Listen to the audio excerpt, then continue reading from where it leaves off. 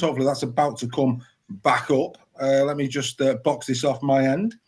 Just make sure that we're live on YouTube. Joel, your thoughts on Truman to Hull FC? Yeah, it's great news. For those who can go back that far, Wakefield were certainly a very feared team many years ago, who were very good in the rugby league world.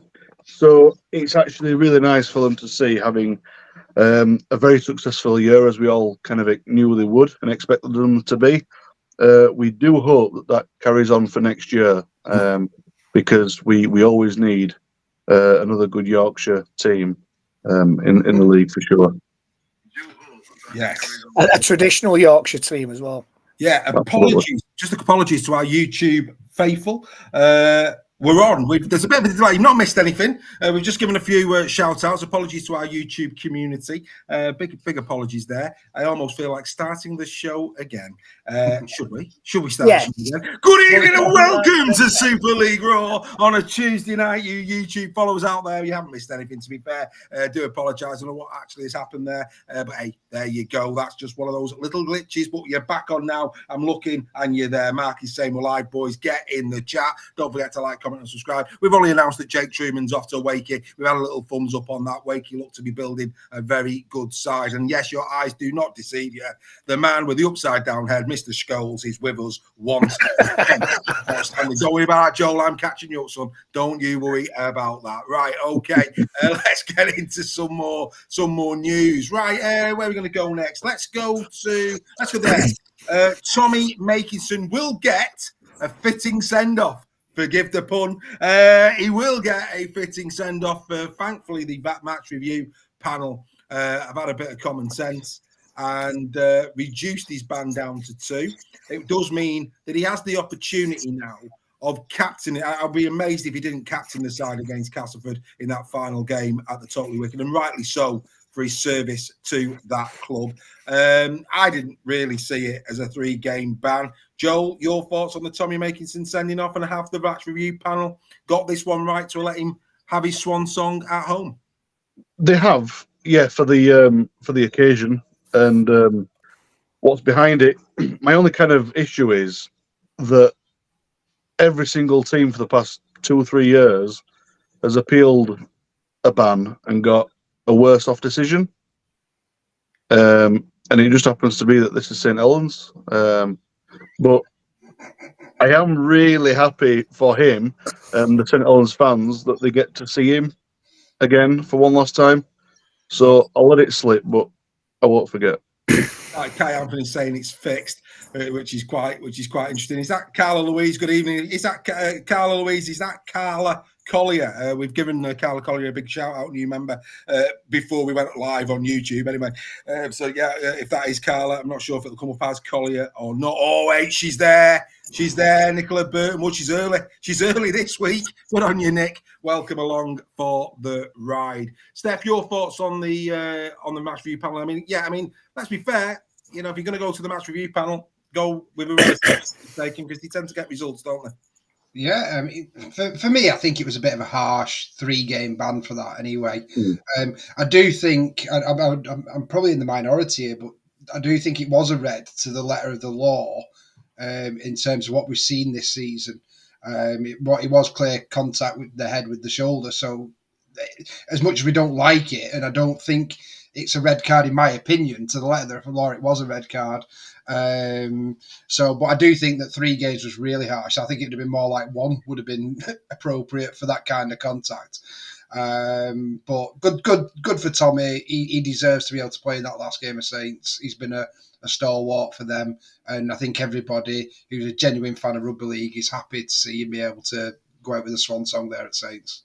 Couldn't agree with you more. And Paul Boardman, I salute you, sir. 60 years of age today. And what is he doing on his birthday? Is he blowing out candles? Good Lord, no. He's watching Super League Raw. He knows where his bread is buttered. That's why he looks so trim, slim and young at 60.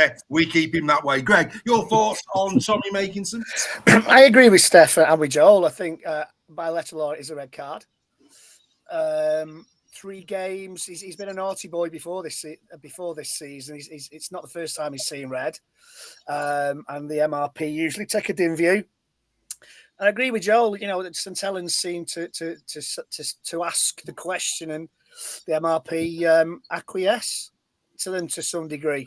So they've been very, very successful, their appeal, St Helens, where, as Joel says, other clubs have not been successful, and indeed, in fact, the players have had an extra game or 2 added on. So, you know, if you're ever in trouble, hire the Saints lawyers. Absolutely. It is Miss Collier. It is Miss Collier. She's in the chat. Hello, Carla, and welcome to the family, as it were. Great to have you. You know the crack, ladies and gentlemen. Don't forget, like, comment, and subscribe. Let everybody know that you're watching us this evening. Get your comments in the chat. You'll be getting your shout outs throughout the show. Get involved in the debate. That's what Super League Raw is all about. Right, let's go to this one. Jason Demetriou. Hello, Papua New Guinea. Goodbye, the Giants, ? Joel. I mean, obviously, we know that international coaches can do dual roles. We know that. But is this the end of Demetriou to the Huddersfield Giants 2025? Come on. Have you got the inside track? Not necessarily. It's not an out, down and out. A decision is going to be made in the next couple of weeks now, I think. We're going to find out officially. But I think Robinson's hat is firmly on as it stands right now. I think it doesn't help Demetriou if he wants to get the Giants gig, because we need somebody that's all in for the Giants, and Robinson certainly is. But Demetriou would be a very close second shout for me, and it's not out of the water just yet. Yeah, I mean, look, mate, the rumours persist over Rowan Smith. Does this open the door for Smith? Absolutely no chance. There's no way. No. I think I'll be a leopard if he comes. Happy We'll take you all day, Joe. We'll take you all day. Deary me. Joel Dal Green is already getting into Ian's ribs over Hardacre and Co. It's carrying on in the chat, deary me. Ian, you carry on like this, and we'll have to get you your own feed, the Zach Hardacre WhatsApp group debate, because, mate, deary me, you've got to let it go. Let it go. Come on, all together. Disney. Let's get the young kids on side. Let's sing Disney. Let it go, son. Let it go. Greg, your thoughts on this? Do you think? I mean, there's no question. If the Giants could pick up a Demetriou, it would be a good pickup. I mean, and again, Joel, I will come back to you. You'll have your final comment on your own team in a minute. I thought the Giants' performance against Salford at the weekend pretty much shut the door on Robinson. I thought that was it. I thought the players there did him the ultimate disservice in the way they performed in that game. Yeah. You know, it's difficult to comment on that one because you don't know what's going on behind closed doors. Well, he hinted at it, didn't he? Yeah. It's tough on Demetriou. Demetriou's has had good raps from down under for a long time now. You know, whenever a Super League club, is looking to change coaches, his name is always in the hat. Yeah. Would he come to Huddersfield? I think he probably might do if he wanted to test himself. But I just get the feeling this time around he might not come this time. I also don't think Rowan Smith is the man for Giants either. I really don't. I'm with Joel on that one. I don't think Rowan Smith is the guy for the Giants. Well, I would rather see Robinson being given the chance over Smith going in. You know, Smith had his chance at Leeds with resource, far better resource. I mean, no disrespect to Huddersfield, but a far better roster and resources than Huddersfield. Couldn't get that right. So why would Huddersfield Giants fans want Rowan Smith at the Giants?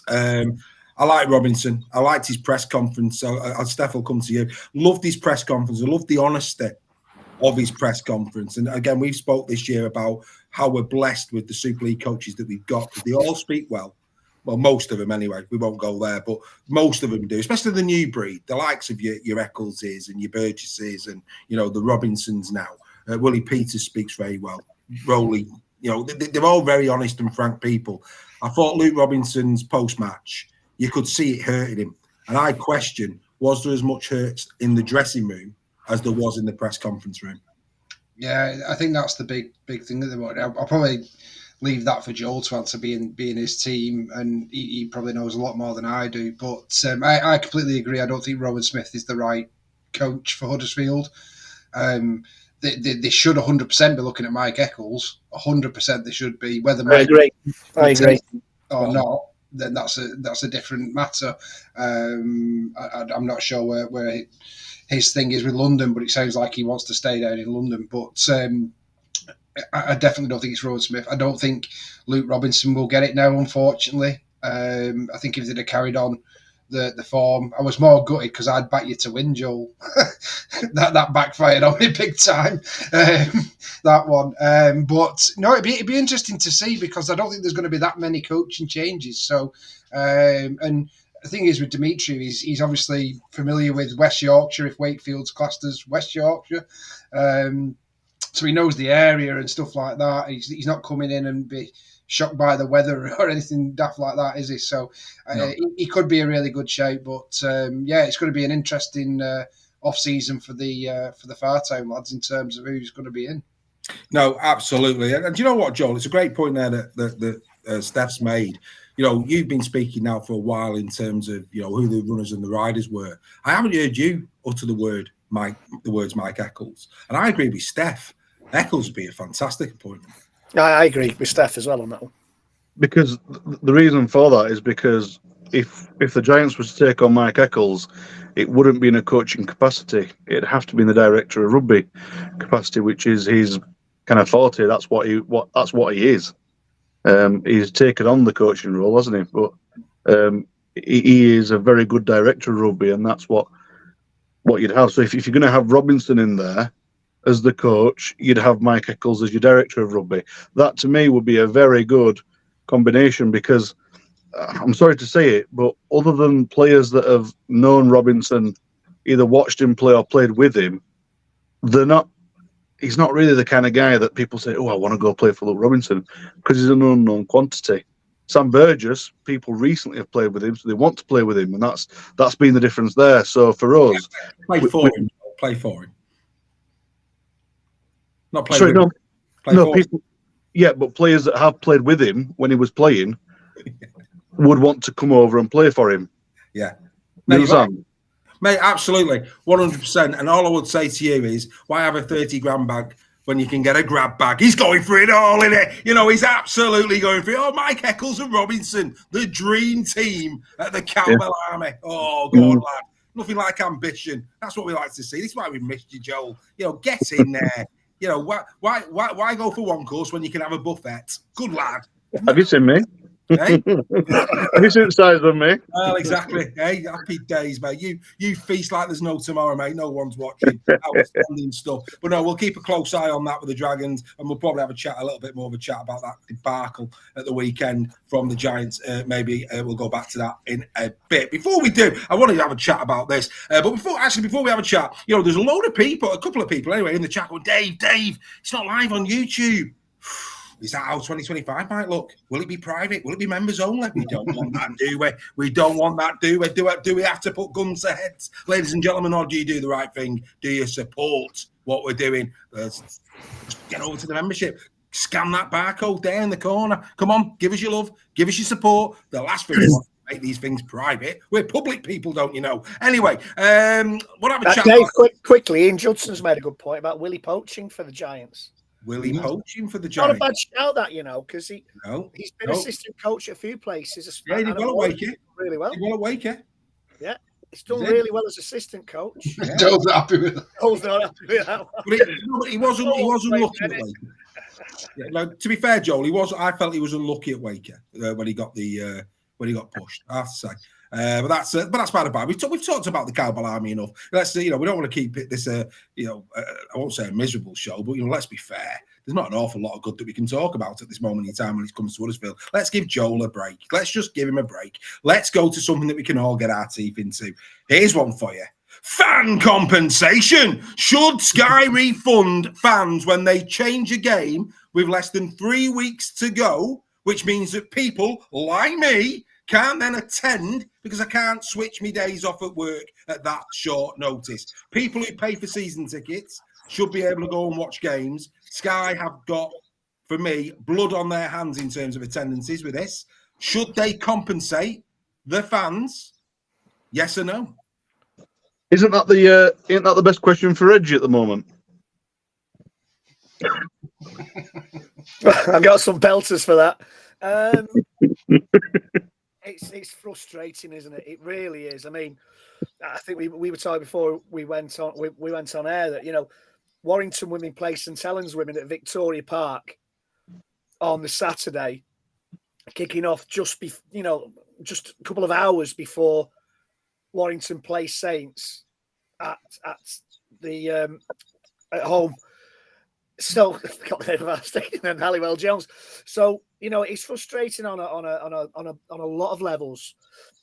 People who may have gone to watch the women's game now have to make a choice, and will probably, if they're season ticket holders, will go and watch the men's game. They can just about get to both, but then that impacts on pre-match entertainment and things like that, meeting up for a beer before the game. There's lots of other aspects apart from just moving the kickoff and people not being able to make it that Sky have got to consider. And, Sky are all for promoting women's sport and getting behind the women's football and other women's cricket.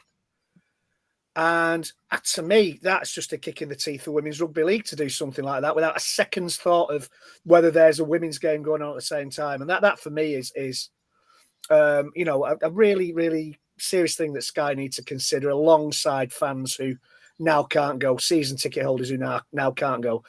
I think once they announce that a game is to be played on a certain day, they need to keep it at that. And Greg's saying they're looking at TV ratings, which is better for the sport as a whole. Swings and roundabouts. If the ground's empty, it's not going to be a good spectacle. If there's no atmosphere, it's not going to be a good watch. And that affects the players as well. So, God, I've gone all around the house, haven't I? It's a difficult one. Well, here's one for you, Steph. I'll go to Steph on this as well. This is debate, right? In COVID, I know myself, and I know not everybody did, but I know a lot of fans did. I donated my season ticket to the club during COVID. We got told we were going to get a free T-shirt, then we had to pay for it. There's another thing. But again, you do because you want to support your club. We are probably some of the most giving fans in sport. I didn't say the club should refund. I said Sky should refund. At the end of the day, when you buy a season ticket, especially 3 weeks out, which is what it is, the Saints game, Warrington game, and they do this for every team.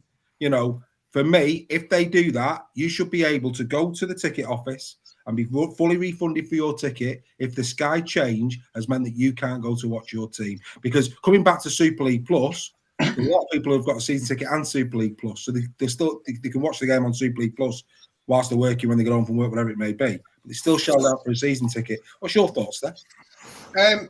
I don't agree that Sky should refund the money. What I think should happen is each Super League club should have a policy where you can sell your season ticket back for that game if it has been rearranged, because for all the people who can't make it, there'll be exactly the same people that now can make it, there or thereabouts. And I think if you're willing to give up your seat for that game because you can't make it, the club can easily resell that. There's going to be multiple people who are going to who don't own season tickets, who are going to buy that ticket anyway.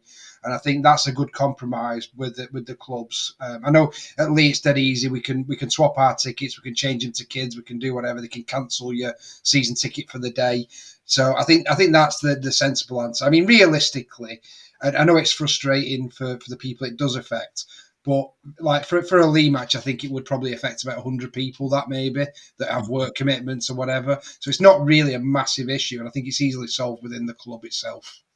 Well, Mark Smith saying KR do it. You can see there on the screen, Alex Sharp saying that Leeds do it. I'm not sure my club do it. Did he, Greg? I've not seen Warrington. I've not heard of it. I mean, we had a case a few years ago. Yeah, maybe we need to ask a question. Yeah. But I know a few years ago they rearranged a Catalans game from a Saturday to a Sunday when most Warrington fans were flying home. Yeah. Now that is bang out of order. Yeah, no, absolutely bang out of order. Spot on. Like that. Couldn't agree with you more. Joel, your view quickly on this one? My view is that we shouldn't be with Sky. We should have stuck with Channel 4. Wow. Because the thing is, Sky always put us at the tail end of any viewing Friday nights, people are they're either at the game if they're going to watch rugby or they're out drinking. Right. Sunday, people don't watch it because people want to go and watch the rugby live. If you're going to put it on Sky, put it on Saturday and change the times on Saturday and have it, because they always change it for that silly sport with a round ball.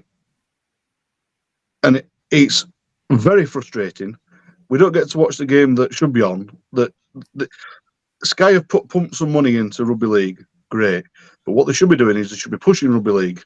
If not, get out and bring a broadcaster in who wants to actually show us off at the prime time on a Saturday. Let's get the crowds really going and get people in the chairs watching, who then will in turn get them to go to the grounds. Did I hear right that is it the Saints Huddersfield game has been chosen by BBC Red Button this weekend? Yeah, I think it was. Right, okay. Yep. Yeah. Right, fair enough. All right, well, there you go. Just thought we'd have a quick debate. And as you can see, we're split on that. What's your view? Get in the chat, have a debate amongst yourselves. Just something that I thought I'd throw into the mix just to give us a bit of variety this week. Because you know me, I like a bit of change, a little bit of debate. Let's now move on then. We'll have a quick scan over what was round number 23. And before we do, let's take a look at the top performers. Here are your top performers from round number 23 of the Betfred Super League. The top try scorer this week with a magnificent 4 tries against the Saints was Joe Burgess of Hull KR. Ryan Briley got a hat-trick. The most try assists came from Peter Hiku and Mark Sneed, each with 3. The top meter maker in Super League was Joe Burgess with 240. Whilst the top tackle buster was once again Lockie Miller of Leeds Rhinos with 13. The most clean breaks came once more from Joe Burgess with 5, Snead got 3. Whilst the most offloads came from Toby King of the Warrington Wolves with 6. The top hard meter maker, not long to go now until Tom Amon goes to Australia, but he's got another 149 metres for the Leopards this week. The top tackler was Ash Goulding of the Huddersfield Giants with 51. And finally the top goal kicker was once again Mark Snead of the Salford Red Devils with 10. These were the top performers from round number 23 of the Betfred Super League. So there you go, and it's clear to see Burgess had a wow of a game there at the Saints, all over those stats. And a big apology to Peter Hiku for calling him Pitter. There's no chicken in the Hiku, is all I'm going to say right there. Round number 23 results. The Tigers 6, the Wolves 28, Rhinos 8, Joel's gone, Rhinos 18, Dragons 6, the Saints 6, Robins 42, Red Devils 60 points to 10 over the Giants, Warriors 22, Hull FC 4, the Broncos 12, the Leigh Leopards 32. Some big margins there. I think some of them possibly bigger than we expected them to be. First things first, I'll go to one at a time, bring you in on your own teams in this. Not one of our own teams, the Rhinos beating the Dragons. Good game. First half was tight. Big win for the Leeds Rhinos. Steph, will come to you because let's be fair, they're battling out with you for the top 6 where that's concerned. Leeds, I thought scored some nice tries, looked a little bit better in terms of shape and style of play. Like yourselves, I mean, is it beyond the realms of possibility that both Leigh and Leeds could slip into the 6? It's not beyond the realms of possibility until it's mathematically over. I think everyone will say they've got a chance, and I think both sides have got it in them to do it. I think it's more about, I don't think it's about Leigh and Leeds. I think it's about the teams above them, to be honest with you, and how they perform. But Leeds are showing that they've got the potential to be a top 6 side at the moment, and they've got some decent fixtures. I think they've got one of the easier run-ins, apart from Hull KR away on the last game. But it could be all over by then with Hull KR in terms of, they might rest players for that one if the league leaders has gone or they've already won it. So I think they've definitely got a chance. I think Leeds probably got a tougher run-in with Hull KR before that, and St Helens, and Warrington, of course, this Friday. And then we've got to go to Castaway. So yeah, but in terms of your question, yes, we've both got a chance. I think it's unlikely that both get in. I think one may. And then whilst you're talking all things Leeds, Reece Martin, yet again, I thought in this game showed why he is going to be a major loss for the Rhinos. Their recruitment in terms of replacing a player of that quality and stature, they've got to get that right, because let's be fair, the time that Martin has been at Leeds, he's been consistent, hasn't he? Yeah, he's a great player. I know we were rumoured to be signing him. I think it's pretty common knowledge he's going to OKR now. Yeah. I'm not surprised we will look at him, because he's a class act. He's consistently done it for many seasons, and from his goal kicking alone, he's worth it. But even bigger Brucey bonus with Reece Martin as a quota player, which, as his agent, must add at least 20k a year onto his salary, if not more.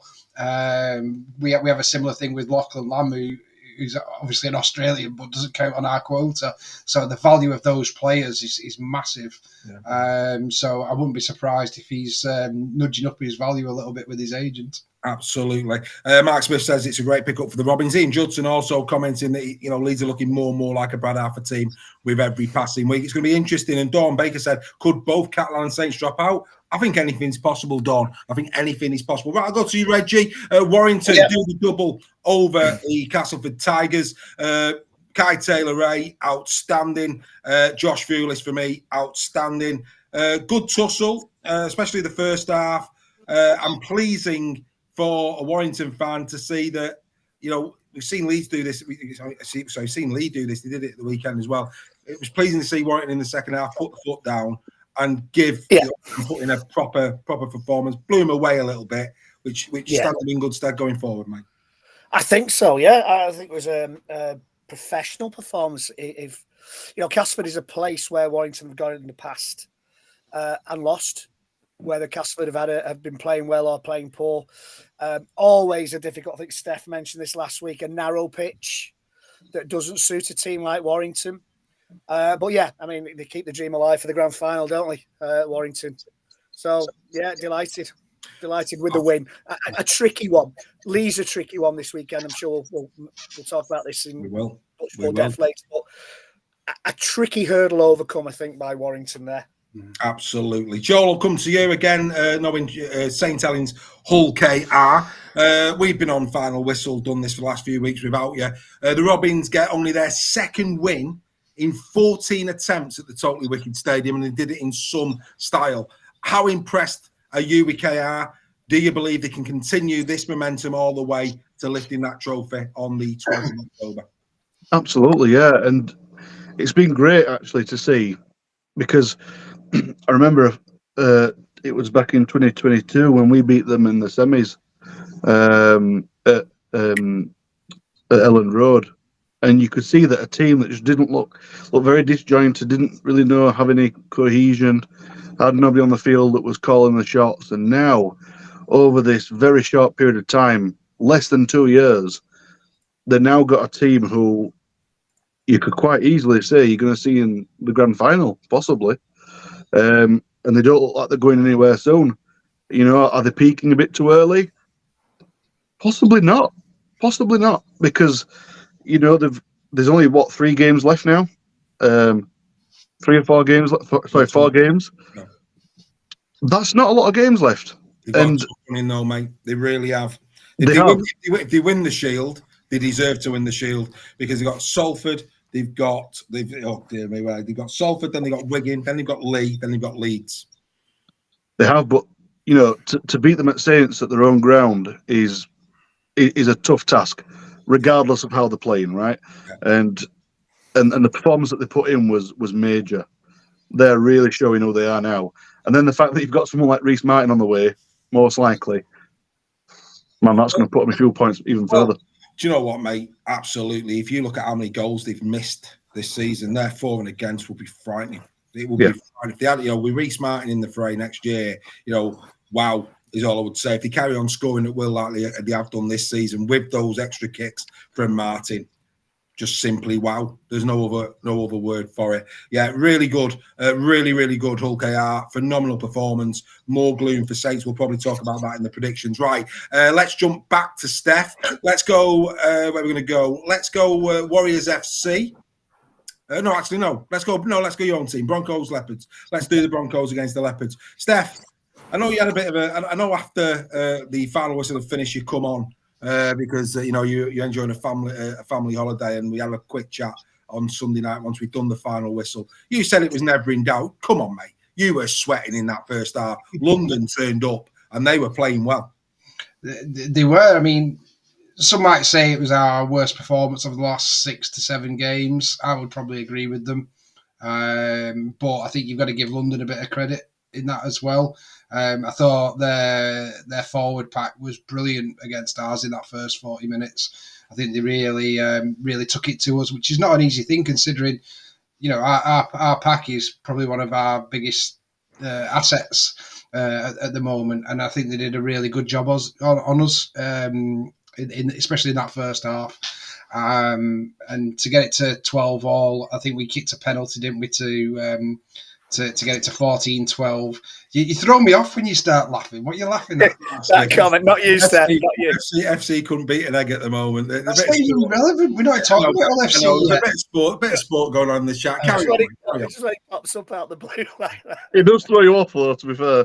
Yeah, anyway, we'll roll with it. So I think we did enough in the second half to win the game. There you go. Alex Sharp, we know what the bet is. Are you going to tell me next that Adrian Lamb's had the master plan, mate, going into this game? Don't think I don't know what's going on here. Unbelievable stuff. But I have to say, a couple of the tries that Leigh scored, the Makinson one, very, very nice. I actually got try number 5 of the week at Super League Raw this week. We lost it, though. He didn't lose it. He lost it. Well, it was good. Yeah, but it was a good execution. I thought the Holton as well. The Holton try was an easy on the eye try. I was pleased for Frankie Holton getting that as well. He's been a proper pro for you this year, hasn't he? Yeah, he has. And he's settling down. I mean, he had no luck with his injuries when he came from KR. He got injured straight away, and I think it's took him a bit of time to get into it. And him and Owen Trout, I think, is playing really well for us at the moment as well. It may be interesting to see because obviously Asiata's banned for the Warrington game. Who goes in at 13 there because we could put Trout in at 13 and have O'Donnell and Holton in the second row. So that's what I would personally go for. But no, Holton's been probably a bit of an unsung hero. He does all the hard graft. He's made a few errors, but who doesn't? But yeah, I think. I definitely think we had one eye on Warrington this week in terms of the London performance, but that's not to discredit London in any shape or form. Who I thought were great, and I think we can't. Raw could get 8 from 8. 8 tries in 8 games. 8 from 8. Just been named the I think was it the Rugby League World Player of the Month or Total Rugby League Player of the Month? I think it was, Rightly so. And there's a few people that laughed at me that said he'd walk into most Super League sides at fullback. I think he's proven everybody he bloody would. So he would absolutely. I mean, as far let's be fair, Frankie Holton and Darnell McIntosh, you could argue it was the best Sunday morning call that Adrian Lamb ever did. Ooh, that's a good one. Anyway, there you go. Just playing his own game, Reggie. Let's go Warriors FC with Reggie. You know what? Fair play to FC, Greg. We were all thinking this was going to be a cricket score. I don't think the result was ever in doubt. I always felt Wigan had it in them to, no matter what, get a win. But FC played well with a very weak inside. Yeah, I think they did. I think we were all kind of thinking this was going to be a cricket score. I think even the most ardent of Hull fans, yes, I'm looking at you, Ian Judson, would have agreed that this could have been an embarrassing score. But a quick peep at the table will tell you that Hull aren't in a great position at the minute. No. But yeah, I mean, as I said on Sunday, Wigan always have the master plan when it comes to getting to a grand final. So don't be fooled by the fact that they're not steamrolling teams. They're staying within themselves and they're doing what needs to be done just to finish where they need to finish and make a play of it in the playoffs. Yeah. So yes, moral victory for Hull maybe, but professional performance from Wigan did what they needed to do. For me, everybody's talking about Hull KR. I think Wigan are the quiet ones to kind of go all the way as well. Yeah, well, Craig Forth there, Super League Raw member, saying it's a marathon, not a sprint. I think Greg's basically saying that Wigan always serve up a magic pie or two when it is required. There you go, Steph. Another one in for you. Right, Salford against Salford against the Giants. Let's go back to Joel. Come on, Joel. Give us a smile. This was not a good day for your Huddersfield Giants. Savelio, again, what a liability he's been for you this season. Rumours true that Connor's potentially gone for the season as well. Is that right? Yeah, just waiting on scan. Yeah. So we won't know yet, but it's most likely. Yeah. It was bad. It was hobbling Monty. You could see he wanted to stay on, but it was badly. Yeah. So go on then. What did you make of it? I mean, because we always say when you see a scoreline 60-10, one team played minimum well. I mean, you could argue they played better than well. They had a really good day at the office. Some of the tries, Nicarima, outstanding. But equally, the other team's got to play poor. Your side. So, please understand, I'm not taking anything away from Salford here. Go for it. Salford did not play very well. And it's not because they couldn't, it's because they didn't have to. We played so poorly, they didn't need to get out of first gear. And it made their tries look really good because there was more turnstiles than there was at the Brick Stadium. So it was. I felt like I was getting a headache watching the game. And I felt sorry for anybody who had to watch the game who wasn't a Salford or a Huddersfield fan. Because you love to say that was one for the neutrals. I don't want even a game for a diehard fan, would it? And even for Salford fans, it must have been boring. You know. Well, I mean, look, mate. It's not this easy, and I'm not gonna. What we don't do is, I wouldn't expect you as a Huddersfield fan to, start naming names. I don't want you to name names. But of that squad, if you could take a little wand, how many?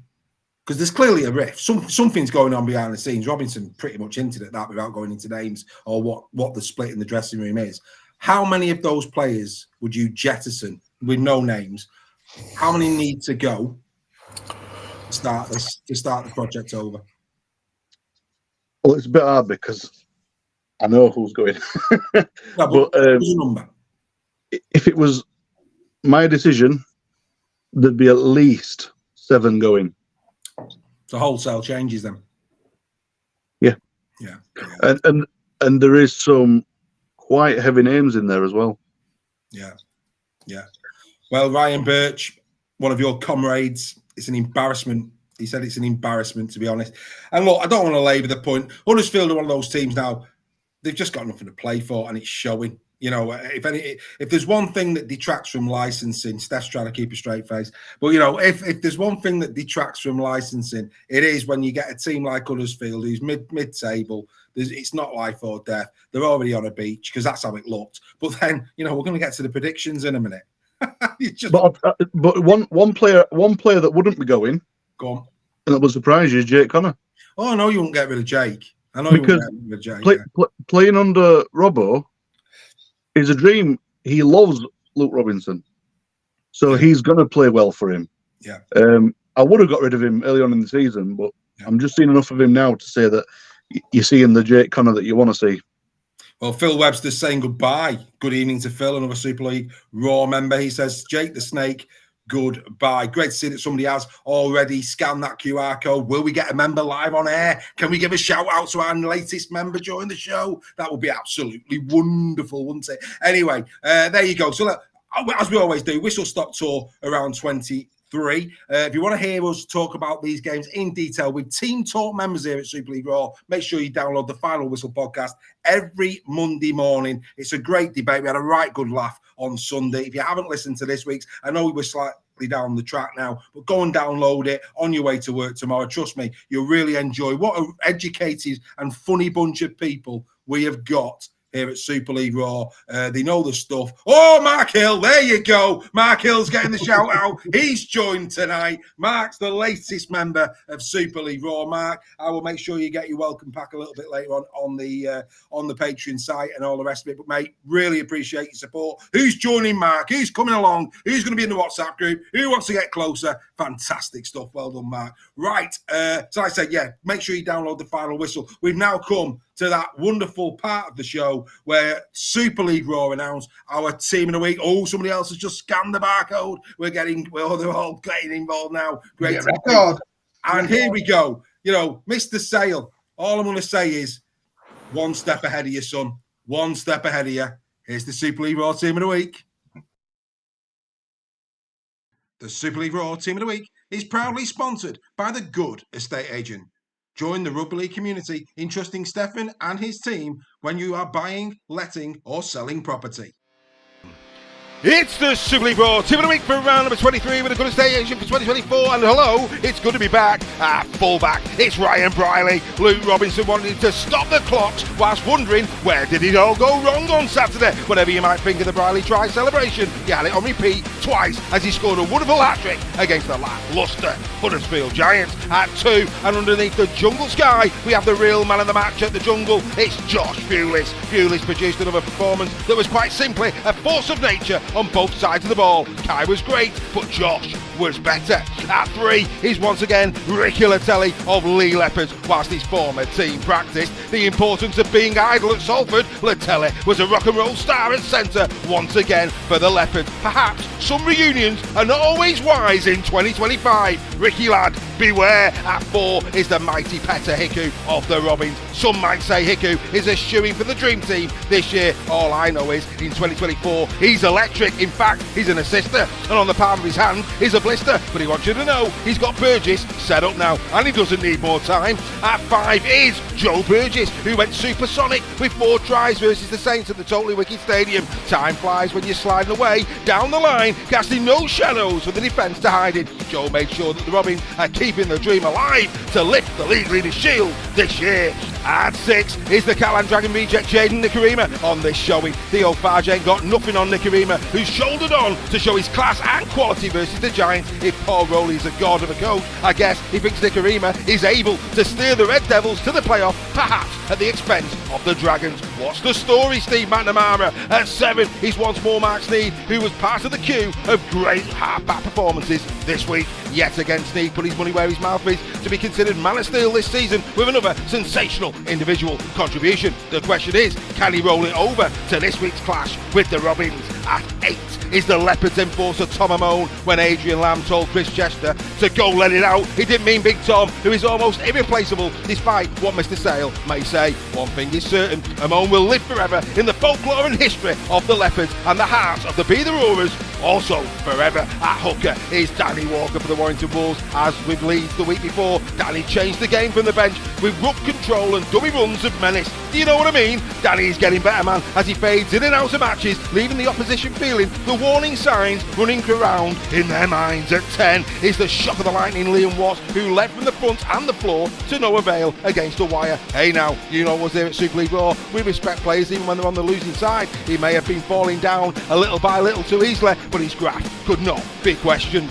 At 11, and listen up, it's James Bentley for the Leeds Rhinos. Over the years, people may have thought he's had too many cigarettes and alcohol as his performance have given fans worse headaches than hangovers at times, but this is the real deal, with a performance that was half the world away from those darker efforts. Quality! Also in second row, it's a Rhinos double as Reece Martin gets 12. Sometimes he could play in a rocking chair, such as his class. His step out for the Miller try was like a champagne supernova in the sky. If only he was going nowhere, Leeds fans. Just wipe those tears away now from your eyes. And finally, at 13 is the hope I think I know loose forward of the year, Elliot Minchell of Hull KR. He may have a bonehead, but he turns up the sunshine every time he plays. A true wonder wall of a player who gets his fingers mucky for the cause every single week. Here is your Super League Raw Team of the Week for round number 23. And hey, don't look back in anger if your favourite player's not in there. We'll see you next time.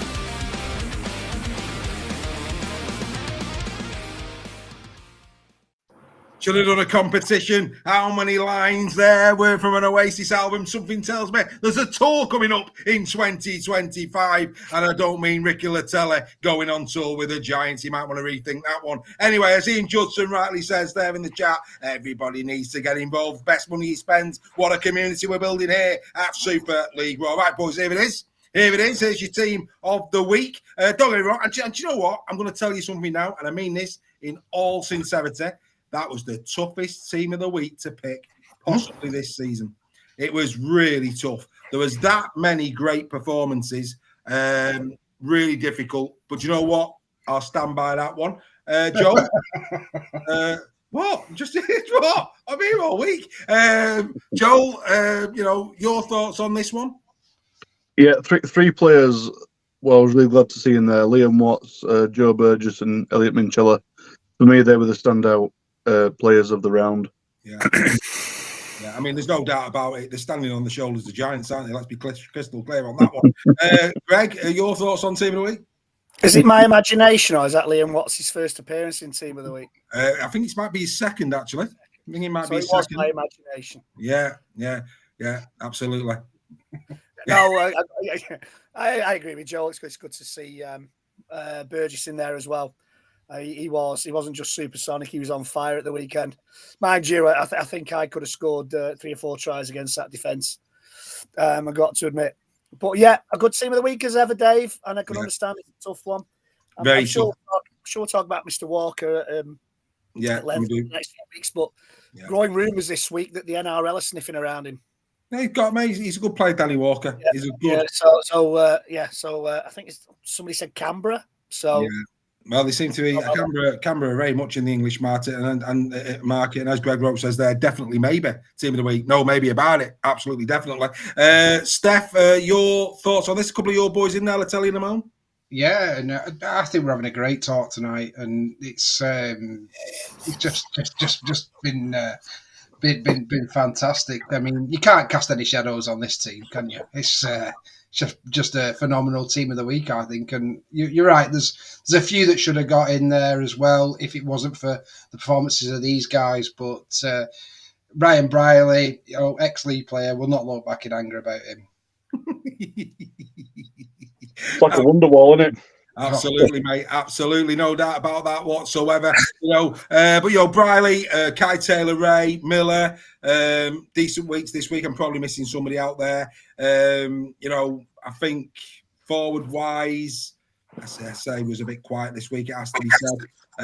Vaughan had a good game for Warrington. He was in the mix. Half-back Tyrone May, definitely in contention. In the halfbacks, Lachlan Lamb got himself a couple of bit quiet, but the two grubber, the 2 kicks. No, actually, it's Gareth O'Brien. Sorry, that's who I'm thinking of. It weren't Lamb. O'Brien had a great game. Gaz O'Brien had a good game. He had an absolute game. His kicking game was outstanding. It was, and I don't know. We don't want anybody going to hospital. Dreadful puns, face purple, crying. Says Cal Shaw. Come on, Cal, keep it together. Keep it together, mate. Stay with us. We don't want you. We don't want you getting too giddy out there, Cal, if it's getting too much, just step out, mate. Yeah, step out, absolutely. Whatever you do, though, don't step out with a girl with a dirty shirt. You don't want to be doing that. Make sure she's nice, clean and white. That's all I'm going to say. White shirts only, please. Let's keep our Daz well and truly going. Right, okay. So there's the team of the week. Good effort, fantastic stuff. Right, we now come to that part of the show where we're going to be talking about round number 24. You don't get this bit of banter on other straight-laced rugby league podcasts. Oh, no, it's all about... Apparently. Pardon?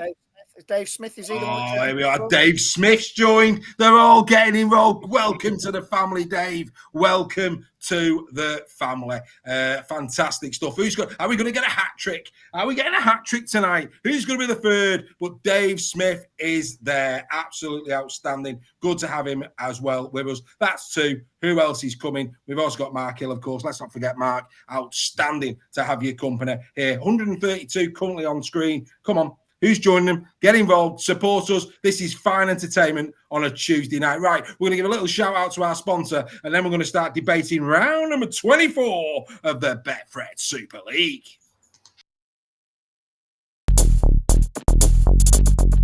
He's target 5. Here comes Koala. Love that crunch. Let me add a little bit of spice.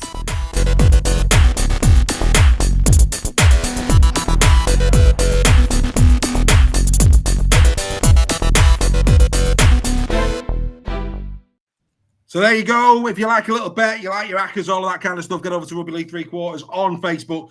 Get involved in that community as well. I think the puns line needs to go. My apologies. That should have gone a long, long time ago. Don Baker saying about Field. Yeah, you're right. Jai Field had a good game. He was certainly in the mix.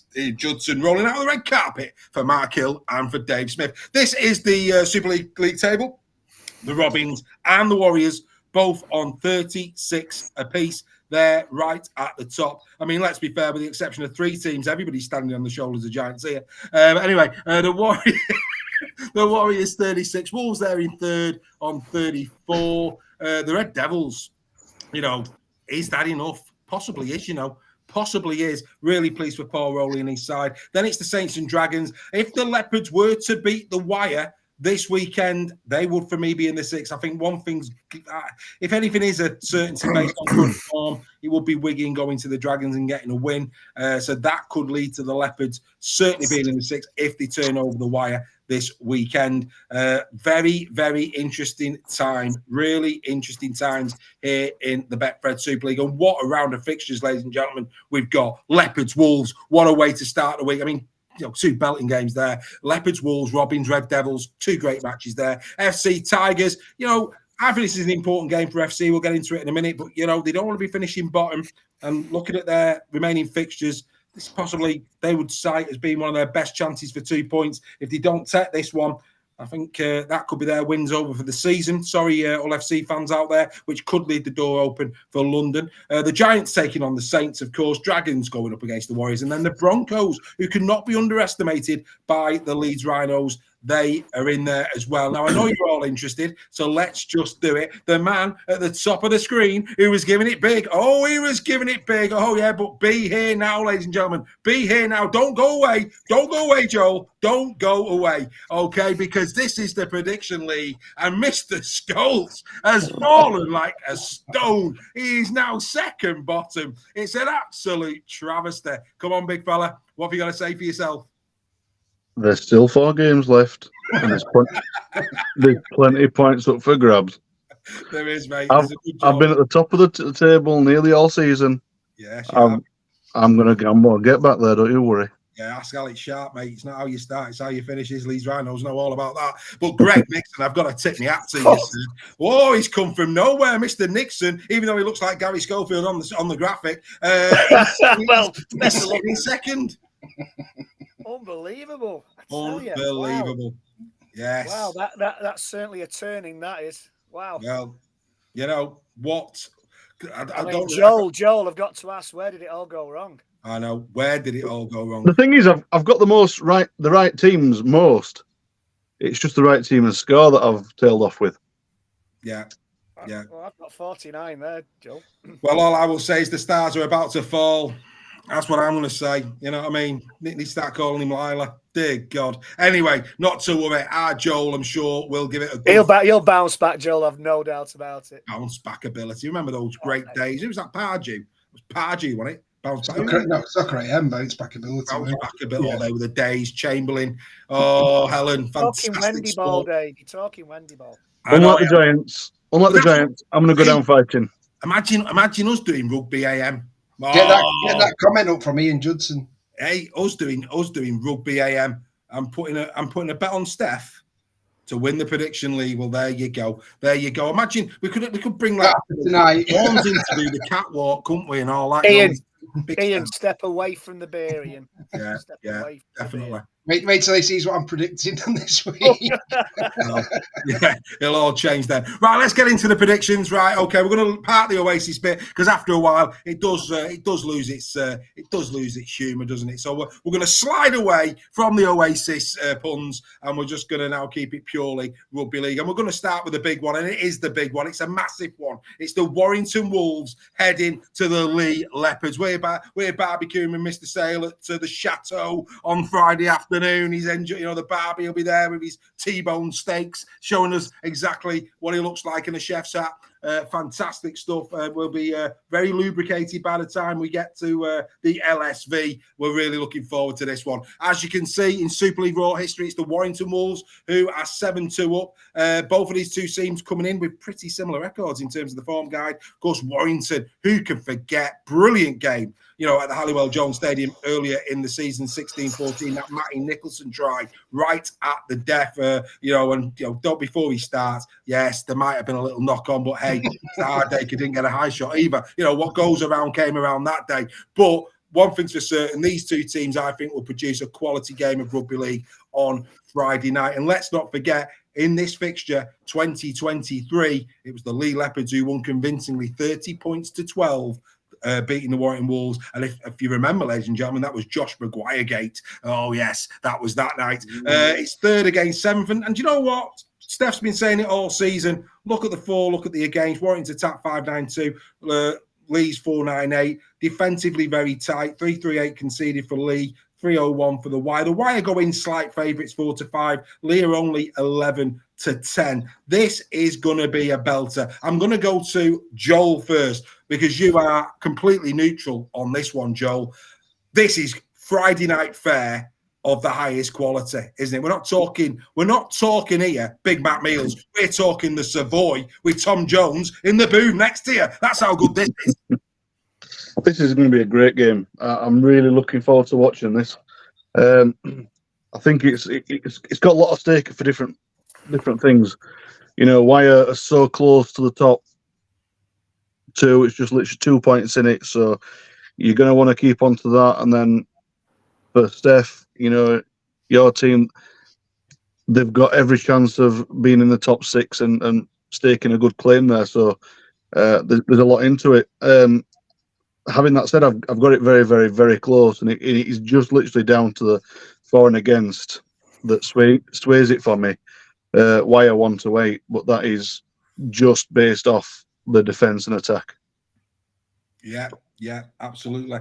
And I can say we've done a hat-trick. Carl Shaw is the latest Super League Raw member. We're now 3 in on the evening. Who's joining the 3 lads? Come on. We need also our female viewers to get involved in this. We want a full, proper mix of rugby league fans. We know that this game is supported by just as many females as there are males. Let's get you all in there. Let's keep it going. But yeah, 1-8 Wire. I can see why you're saying that, Joel. I really do. Gary Schofield, he's gone Wire 9-17. He sees it as the fans form as well. They've gone Wire. As Leigh at home, Greg, I'll go to you. There's no doubt about it. This perhaps arguably the hardest game Warrington's got left in the regular season? Well, you would think so, wouldn't you? I mean, it's up in the sky, this one. It really is. I've been dropping him in all night. You've been missing him, Dave. For me, this is a tough one to predict because probably Steph may disagree with me, but I think Leigh have to win this one more than Warrington do. Warrington are assured top 6. Yes, it'd be great to finish top 2, top 3. But I think Leigh, with Leeds and with other teams, looking over, they're looking over the shoulders at teams like Leeds, who again maybe putting a run together that will see them into the 6, whether they deserve it or not. That's an argument for another day. And I'm not so sure whether they've got Asiata missing as well. He's a big miss. Asiata. Yeah, he is indeed, especially in the attacking phases. I mean, we know he puts a big shot on, but it's his link-up play with Laminate. Yeah, he's. I'm not so sure whether that pressure might get to Leigh. And I'm sure Steph will disagree because they've been in this situation a few times over the last 2 years. Challenge Cup semi-finals. Maybe they weren't expected to win. Challenge Cup final was a kind of an even game. There's been games where they needed to win.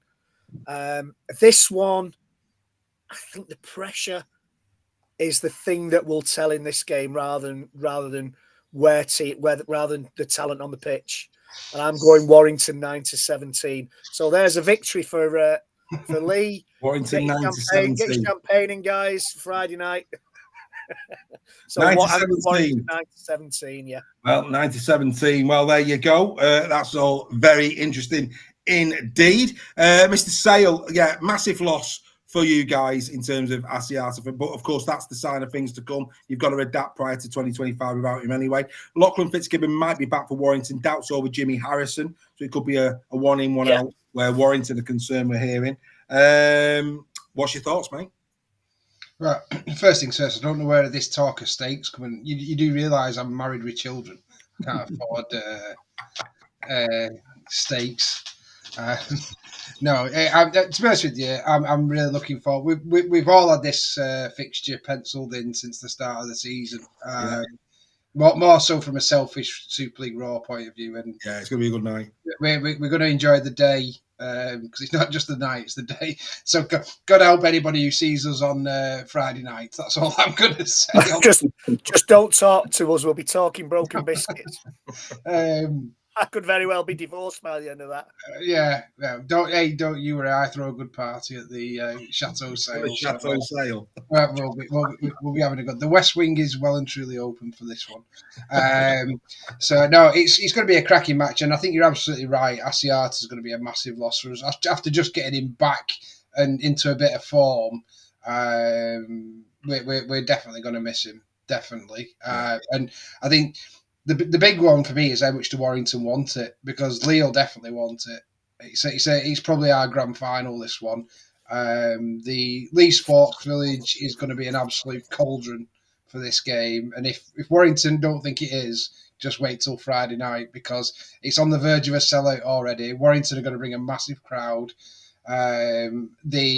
The Leigh public are definitely backing this one, and it's one we're targeting. That I don't think it's a must-win. I think it's if we're going to have a really good. If we beat Warrington, we're going to have a really, really good chance of making the six. Yeah. If we don't win, then we're going to be relying on other people. Yeah. I think that's the way I'm looking at it. But yeah, it's going to be a great game. I think. Is it the Sky game? Is it the one they picked? Yeah, it's Sky. I'm sure it's Sky. Yeah. Oh, it was Sky Plus. Is it Sky Plus? This one is the KR game on Sky, is it? Yeah. Well, that's good because I can record that. So actually, I'm quite happy about that if it's on. Yeah.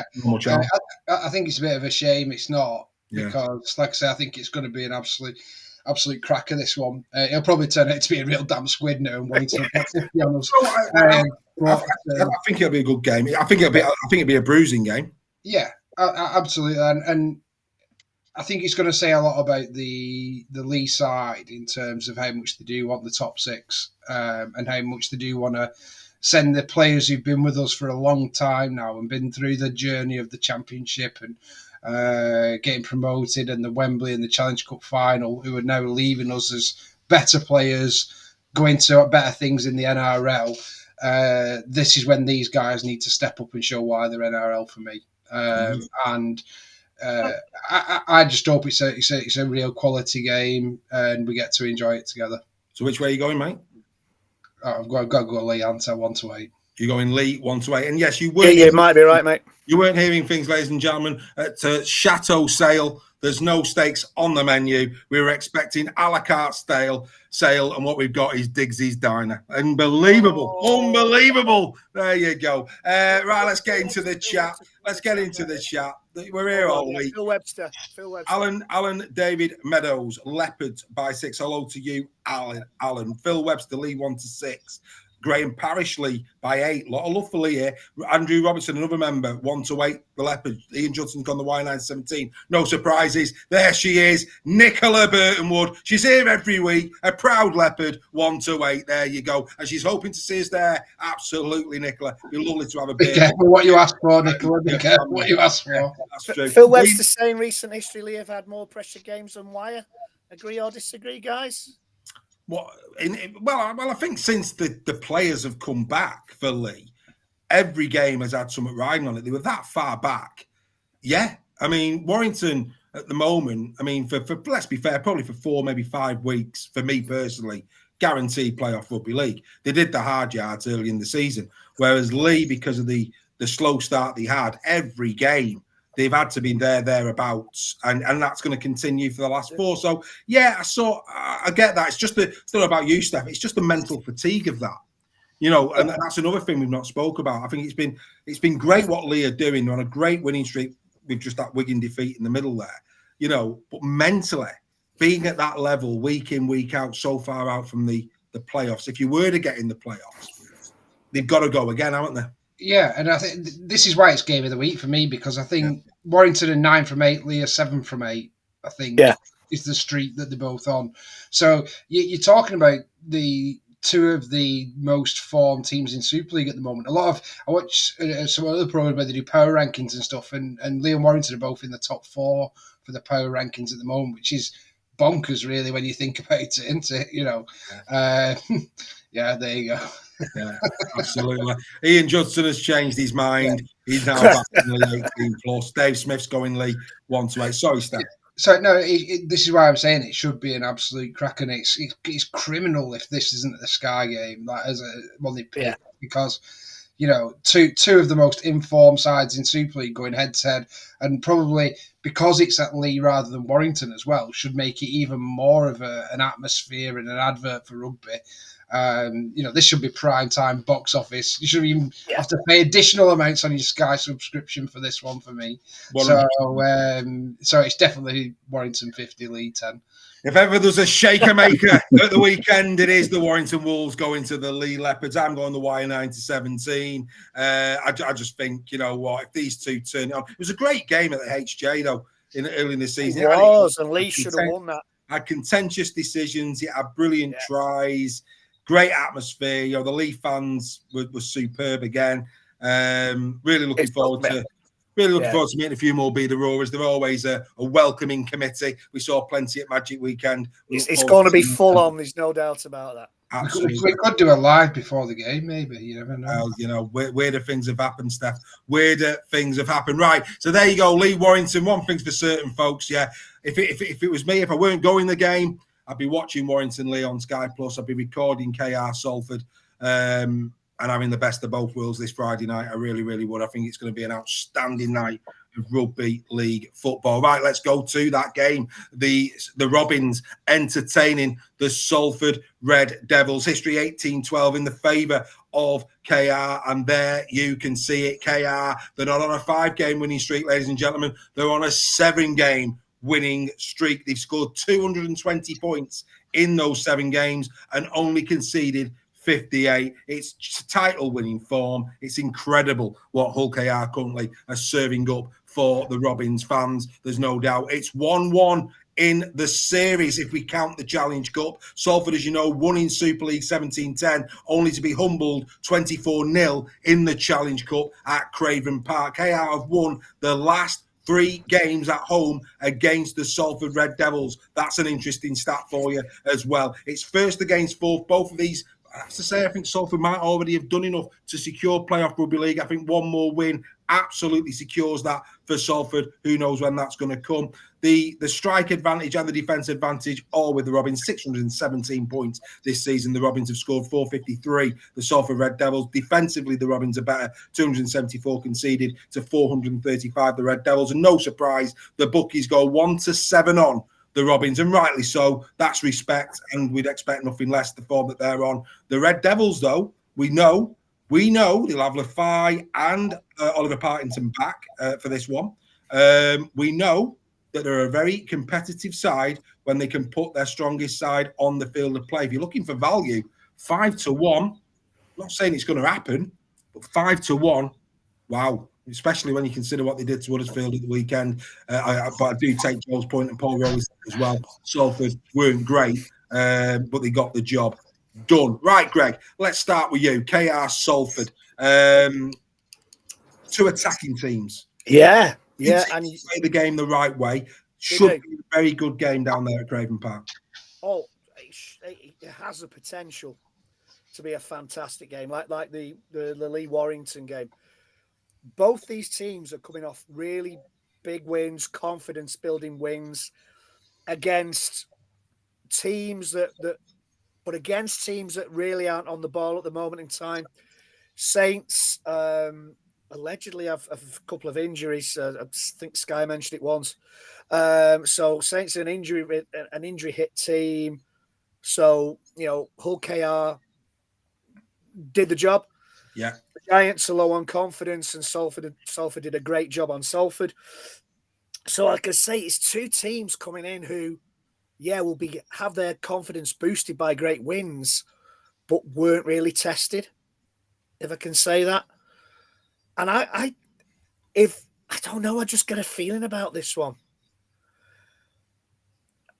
Do I go with that feeling, or do I go with common sense and back KR? If Hull KR were to slip up, it might very well be this one. And I'm going to get pelters for this one from all our Hull KR fans. I just get a feeling that... Go on, I'm going to do it. I'm going to go Salford 1-8. Wow. We're doing black eyed peas now. Yeah, going to be a good night. Yeah. I got a feeling. Hey, yeah. A minute ago, he lost that. He had to pump up his chair. Where is the love? Right, Joel, back to you. I got your take on KR earlier in the show. Obviously, we also heard what you had to say about Salford at the weekend. But this again, I think Friday night, all four teams, when they're on fire, when they're playing expansive rugby, they're wonderful to watch. These two could be just blinding fixtures. Can anybody stop KR getting the 8th win in a row? Can Salford do it? Up until last week, Salford allowed as many points in as they did scoring. Yeah. Sure. So you've got to understand that. In fact, they might have actually even let in more than what they score. They did. So up until last week. Yeah, that's right. Yeah. Yeah. That champagne rugby style that they have, which is wonderful to watch. It is great. It can be a massive downfall, especially when you're coming up against a team like Hull. Yeah. They are, of course. Because their defence is incredible. You look at the difference of the 600 plus to the 200 something. I'll bring it back up for you, mate. Yeah, here it comes. Please. Here it comes. There you go. Right, there you go. Perfect. So, you're looking at the 617 to the 274. It's just miles apart. And being at the Robin Stadium, being the form that they're in and the position they're in the table, I am going KR 18 plus. 18 plus to the Robins, yeah? That's right, yeah. Okay. Before I bring in Mr. Sale, let's get into the chat. Garibo. Hello, Garibo. That's a new one on YouTube. Without Mikey, when they beat Salford 40-0. Interesting there. Mikey Lewis, of course, in great form this season. Andrew Robertson, KR 18 plus. Rovers won the Challenge Cup 40 points to 0. Yeah, they did. My points. I don't know where that from. It's Joe Dal Green, Salford 1-8. He's gone the way of Salford. So's John Wilkinson. This is interesting. Ian Rispin, Rovers 1-8. Hello, Ian. Good to see you again, mate. My friend in the chat, another Super League Royal member. Nicola Burton, Woodall, KR 9-17. Rovers 1-8. Ian Judson. He's gone in there. Robert Higson, KR 9-17. Mark Smith, new member, Super League Raw, 9-17. The Robins. Craig Forth, 9-17. KR. A couple in there for Salford, not many. I think the majority going the way of KR. Gary Schofield's gone KR 18 plus. I'm going KR 9-17. The fans forum are going 18 plus for the fans forum. Steph, over to you. You can have the final say on this one. Where do you see this one going, mate? I think this has got potential. If Leigh Warrington isn't game of the week, then I think this potentially could be, because Salford are that side who, look, they looked very average against Leigh, but then absolutely turned it on against Huddersfield, and go back to early in the season. I think, look at their home form. It's been absolutely incredible, hasn't it? I think it's a record for Salford this year in terms of how many home wins they've had. The difference with this one for me is that they go into Craven Park, which, as we all know, is an absolute. I talked about the LSV being a cauldron.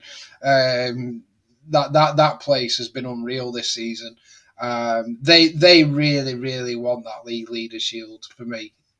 You can just, it's like sharks circling with blood in the water, isn't it? KR. That's how much of a cauldron it is at that place. They really, really want it, and I can't see them letting the fans down in this one. I do think it's going to be a KR win. I've gone the same as you, Dave, 9-17. Yeah. I will just say though, Alex has made the comment of the night, I think. Which is that one, mate? Joel. yeah. Alex Sharp, for those listening on the podcast, when Joel did the Freudian slip over FC and KR, Alex said, "Trust me, Joel, we all knew you didn't mean FC." Which, that's a little kick for them. But yeah, I mean, look, a lot of love with the exception of Greg. A couple of the fans forum there going the way of Salford as well. I just want to say a quick hello to another member, Richard. Richard's in the chat. We had a chat earlier on tonight. It isn't lost on me what's happened there tonight, Rich. Thank you very much indeed for continuing the support of Super League Raw. You know what I'm talking about, mate. Really, really appreciated. Right, okay. Let's now get into the next game. And the next game is going to be an interesting one. Hull FC, Castleford, I said earlier on, I think from an FC perspective, this perhaps represents their best chance of a win between now and the end of the season. If they fail to take it, if London were to get one more win, they wouldn't finish bottom. So there is a narrative here for Hull FC. I think they need to come out big and firing, albeit, again, it's going to be a depleted squad. But look what they did to Wigan. So we need to probably treat them with a bit more respect than perhaps we did last week, because we all expected a massive score and it didn't materialise. And credit to the 17 players of Hull FC for really putting an effort in at the brick. Right, let's take a look at the head-to-head. Hull FC 29-26 in the Super League era in favour of Hull FC, but that's quite damning, isn't it? These two teams coming into this game on 5-game losing streaks. I think I put 6 there for Hull, and I do apologise for that. That isn't true. Their 6th game was a win. That was the Wigan Warriors one. But since then, they've been on a 5-game losing streak. It's simple as that. Round 12 at the Jungle saw Cas win 30 points to 22. Who can forget Mr. Tex Hoy going in against his former club that day? There you go. At the MKM Stadium, though, it's a decent record for Hull FC. They're 14-8 in total meetings against Castleford at the MKM. The last win for the Tigers, get this, against FC was all the way back to round 20 of 2022, where they won 46-18 at the MKM Stadium.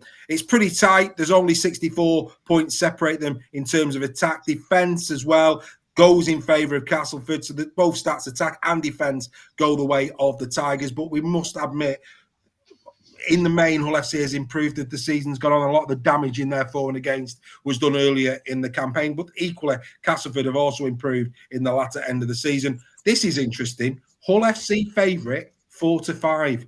Didn't see that, lads. Didn't see that. Castleford Tigers 11-10. That was roughly at about 6:30 this afternoon on Betfred's site. So they're pretty, recent. They might have changed. They change all the time, but that was about 6:30 when that graphic got put together. So really surprised me that FC favourite for this one, Greg. Do you see FC as favourites? Where do you see it? I think they'll be buoyed by their performance, or at least the scoreline at the weekend. They'll be buoyed by that. Yeah. Castleford will be upset by, the scoreline against Warrington, because it did flatter Warrington a little. Mm-hmm. First half, Castleford were very, very competitive, albeit we were down to 12 men for 10 minutes of that half. I think Castleford will just have the edge. I'm going Castleford 9-17. Alex Sharp, Moy, Martin and Little will have the best chance in weeks to show their new coach why they are starters next season. It'd be a good game, but I think Castle win. For those of you, guys, that's the WhatsApp group. It's a great bit of banter. That is a spillover from the WhatsApp group.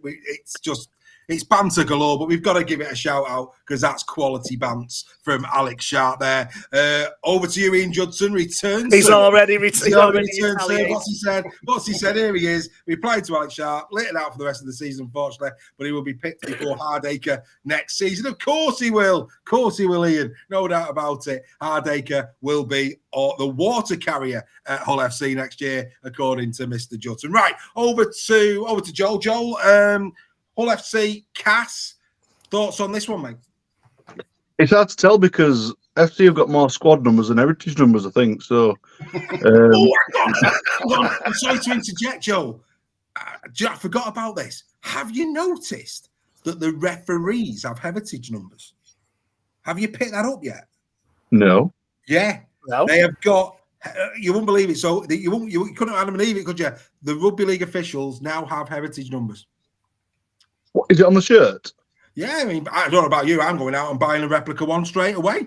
Are you sure it's not just a score they've predicted? No, honestly, mate.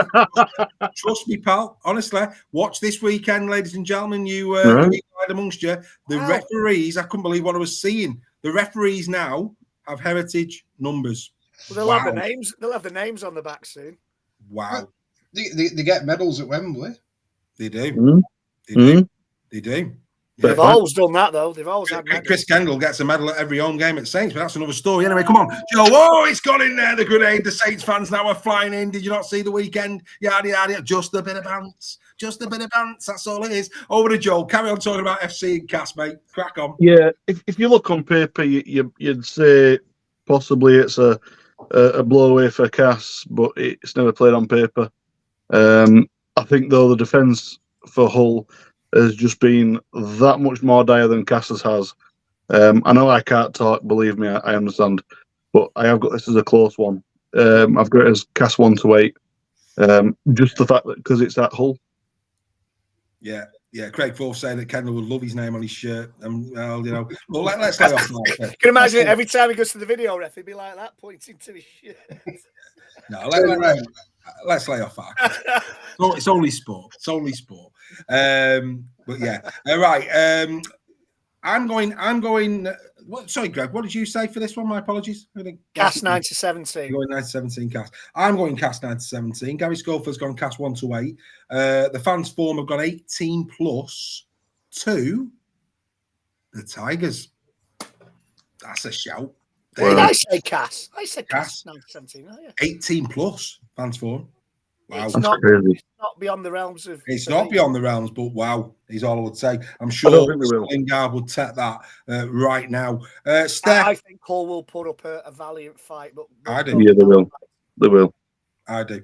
Steph, your thoughts? FC. Oh, Don Baker, what a tune! Let's get the glow sticks out. Insanity. Take me to Insanity. Oh, that's a big tune coming in there from Dawn Baker in the chat. Oh, no, Friday night. We'll get that Friday night going. Yeah, let's get that going. Yeah. There you go. Live from the Chateau, Insanity dance moves from the Super League Raw posse. Loving that. Anyway, Steph, you're going to tell us about FC Cass? Yeah. Well, I think from the stat you put there, the big thing that sticks out for me is the form guide. You know, I've not seen that many L's since that Welsh town that no one can pronounce. That one. So, but no, it is a tale of the bottom of the half of the table into this one, and I think it's pride is probably what the word I'd use for this one. Who's going to play with pride? And it could be costly based on my predictions further down the line for FC. I think they need to win this at home. I think for the fans they need to win it, and I do think they're going to put a performance in. I have actually gone against the grain here and gone Hull FC 1-8. Yeah, absolutely. I think Lytton, Moy, and the boys will turn up for their places. Yeah, and I'm sure Lytton's out injured apparently. Oh well, he's Hardaker's playing the next season all season. Yeah, he's out for the season, Lytton. But you heard Steph say it there. Pride is on the line, and I'm sure you two out there. Agree with that one. Anyway, there you go. We'll just whack that one in there, just for the Irish fans amongst you. Outstanding stuff. That's what we like to see. Anyway. Let's move swiftly on. The next game. Oh, sorry, I'm not. Actually, my apologies. Let's get into the forum very, very quickly. Phil Webster. Well, actually, no, that's the KR game. My apologies. Mark Hill going Hull by 4. Ian Judson, Hull FC 9-17. Mark Smith, Cass 1-8. Robert Igson, Cass 1-8. Cass Golden Point says Garabo. Sounds like a sweet there. Sounds like a sweetie Garabo. Good lad. Joe Dal Green, Cass 18+. Big shout from Joe. Ian Rispin, Cass 1-8, 9-17, Craig 4th, Nicola Burtonwood, Cass 1-8, Dawn Baker 1-8. Actually, I've not seen Don Kirby tonight. No. Oh, Ricky Sale and the lovely Ellie have gone Cass 18+. Big shout out to Ricky Sale. It is her. Made me jump her alone, the lady of the manor that will be going out and buying the ribeyes. We've got to keep her. in good spirits, is what I would say for Friday night. But yeah, there you go. That's where it all goes. Golden Point's a good shout in this shout. one. It's a good shout. It's a great shout. It's a great shout. Yeah, I'd agree with you there all day long. Right, let's get into this tasty little morsel. The Catalan Dragons taking on the Wigan Warriors in Perpignan. There you can see it head-to-head, very much in the favour of the Wigan Warriors, 33 points to 13. And having, Wigan, everybody's saying that, they're not playing as well as they were with, since French has gone out. But they've won 4 on the bounce, ladies and gentlemen. They're in decent form of the Wigan Warriors, coming up against the Catalan side who've only won 2 in the last 5. As you know, I was there with Peter Mason, another Super League Raw member, Pete Mason. We were at the Brick Community Stadium for the first game in round 10, where, if you remember, pretty close in the first period until Patrick Mago came on and things started to turn around. Some wonderful tries that night as well. The Harry Smith dink over the top and collected his own kick. Some really nice tries that night. 30 points to 8. Wigan strolled to win. It's much closer though in France. The Dragons winning 9 of the 20 contests. So almost a 50-50 split. Last year, round 23. 34-0, the Wigan Warriors. Miski got a hat-trick that day. Miski's not in as good a form this year. Is this a game that maybe Miski starts to show his worth? He's not. Have I heard a rumour that Miski's not playing this weekend? Well, he was 18th man last weekend. So, like I say, whether he was rested or whether that's the kick up the backside he needs, I don't know. I've heard somewhere, I might be wrong. Surely our Wigan fans will let me know. Will tell us, He's not. I've heard Miski's not playing this weekend.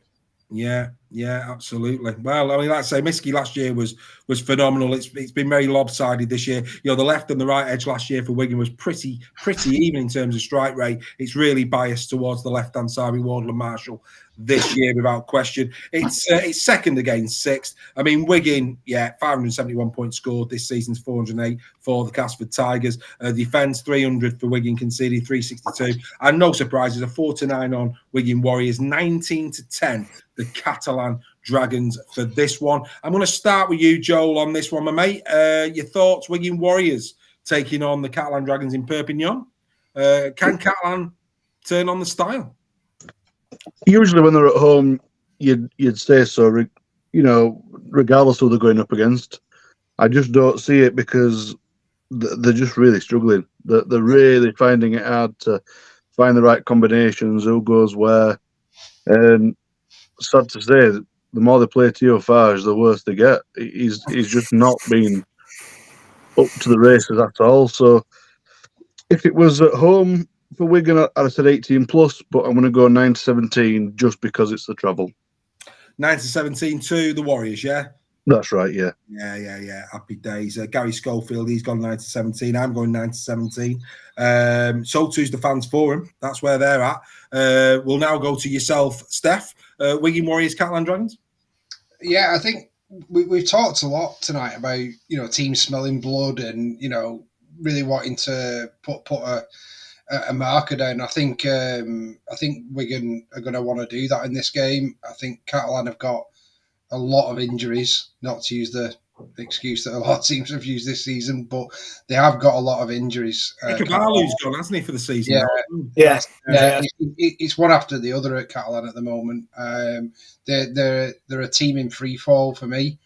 I'm hoping our borough neighbours do us a massive favour and put a cricket score on them, if I'm being honest, in this one. A bit like Leigh earlier in the season, Wigan are taking, you've got it there on the screen, a massive following there. Not quite as good as Leigh, though, I don't think. That's why I put it up. I thought you not quite as many. But I'm sure they'll be having my love for Perpignan. I'm sure the Wigan faithful will be having a great time over there, and I would like to say safe travel to all the Wigan fans going out Absolutely. There. I hope you have an amazing time. It's a brilliant place. Yeah. Enjoy your fun in the sun, and you're going to come back with an 18 plus points win on this one, boys. Big win for Steph Sale there. So, Greg, over to you last on this one. Your thoughts?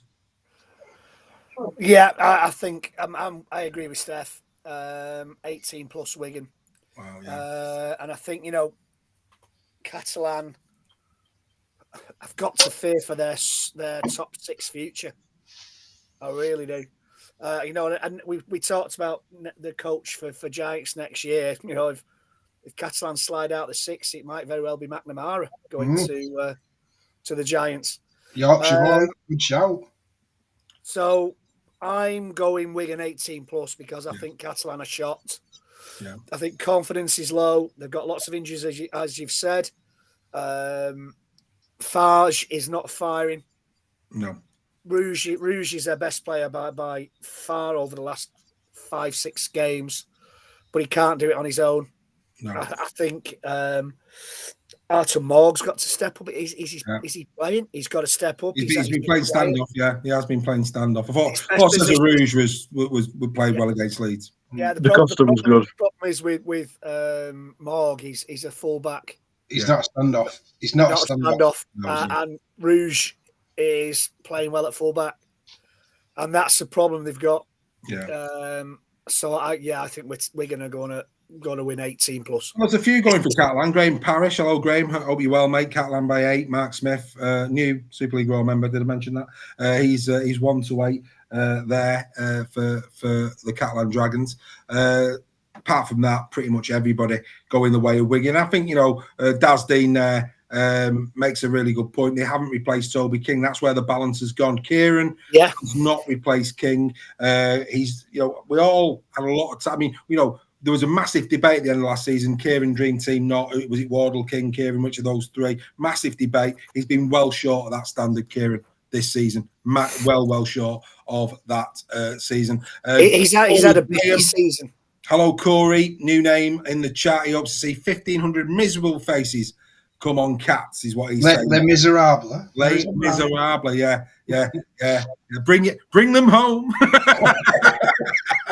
Don't look down on cats. Come on. I mean, Kieran. Going back to Kieran, he's had a bit of a bitty season. Yeah. Injuries, suspensions. Yeah. And he's not managed to get into his flow, I don't think. Yeah. Well, and they're saying there's a lot of expectation on his shoulders. He's going to the grand final winners. He's going to a team with success and with a lot of success. And sometimes the Wigan fans can be a little impatient as well. So, I think next season, if they stick with him, I think we could see the best of Kieran next season. We'll have to wait and see. There's no doubt about it. Harry Smith out still. He'll be back next week. Peter Mason, good to see you in the chat, Mail Mucker. I hope you're well over there in Belarus. If you're back, I don't know if you're still over here. If you are, I hope everything has gone well. Again, good to see you at Magic, my friend. You know what I'm talking about, Mr. Mason. My thoughts are with you, sir. I hope everything has gone well. Right.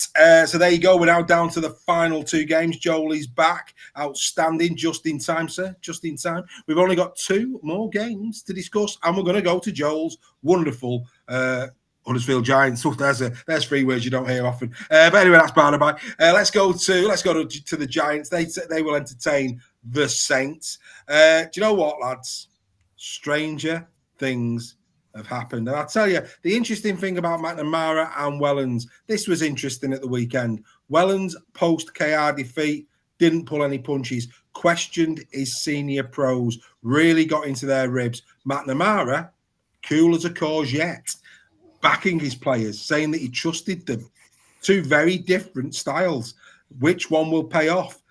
Did they actually, should it have been roles reversed? Should Wellens have put an arm round, and should McNamara put the size 10 up the bum? I don't know. We're going to find out in the next couple of weeks. Anyway, Giants 13-48 in the favour of the Saints in history of Super League. The form guide, well, Saints off the back of 2 losses. At least Huddersfield can say it's only the one, every cloud and all of that.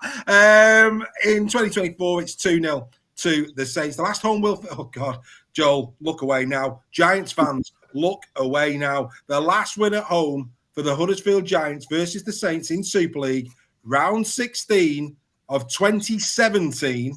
Since then, they've lost 6 in a row at home to Saints. Nobody can forget round 2 this year when Saints turned on the style. Some sensational tries. For Saints, Benison, Wellesby, Knowles that day were unplayable. If you want to go back, the highlights reel of Super League Raw, we were waxing lyrical that week about how good Saints were in attacking phases. Round 9, much closer, 13-12. Huddersfield should have won had it not been for Jake Connor turning his back at the play the ball. It was a disgrace. Anyway, moving on. That's by the by. It's 9th against 5th. 524 attack for Saints, 402 for the Giants. Defense 550 conceded for the Giants, 340 for the Saints. Saints 4-9 on 19-10 the Huddersfield Giants. Greg, stranger things. Strange things. What are your thoughts? Oh, what are my thoughts on this one? The Giants, as somebody's put in the chat, the Giants owe their fans a response. Yeah. Is that response going to be good enough to beat Saints? Saints have, I don't know if you know, but Saints have got a few players out through injury. They've lost Tommy Makinson, but I don't think Connor will be playing this game, will he, Joel? I don't think so, no. And Connor could have proved the difference in this game, because he does tend to, apart from that absolute shocker, turn up against Leeds against Saints. Do you know what? It's a tough one. This, it really is. Saints are not firing. Saints are clearly not playing for the coach. But then they might have injuries as well. Somebody told me. Have you got some injuries? No, I think so. Huddersfield have got injuries. Huddersfield have got a lot of injuries. Yeah. They both are wounded teams. Both were embarrassed at the weekend. It's a difficult one to call. Where are you going? Go on. Giants 1-8. Ooh, that's a biggie. And do you know what? Night, everyone. See you next week. Mate, the fans form have gone Huddersfield Giants 1-8. Steph, over to you. I just think Saints are demoralised. They do look a team completely lacking confidence and cohesion, I have to say. Steph, your thoughts? Come on, can we get my daughter's comment on there? Don't worry, yeah. I've seen. I've seen. I think it could be a really interesting game. This, I think you're absolutely right in terms of the comments in the forum. The Huddersfield are definitely going to want a response. That was embarrassing last week. Embarrassing, and I'm sure at home. There you go. I'm sure. Hey, do you know what, Ellie? You can tell she's my daughter.